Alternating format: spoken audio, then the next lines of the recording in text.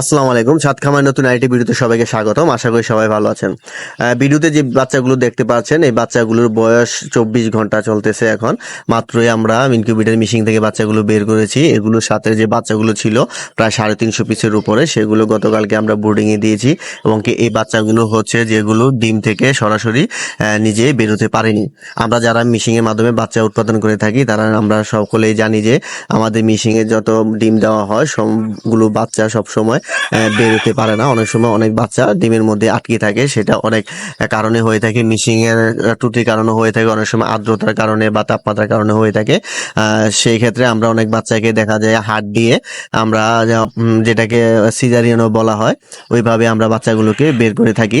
এই যে বাচ্চাগুলো দেখতে পাচ্ছেন এখানে সবগুলো বাচ্চাই হচ্ছে গতকালকে আমি হাত দিয়ে ডিম থেকে বের করেছি, যেগুলো পরিপূর্ণভাবে ডিম থেকে বেরোতে পারছিল না। এবং কি যদি না বেরোতো সেক্ষেত্রে দেখা গেছে কি অনেক সময় যার নির্দিষ্ট সময় পার হয়ে গেলে সেই বাচ্চাটি আর বেরোতে পারে না এবং কি ডিমের মধ্যেই বাচ্চাটি মারা যায়।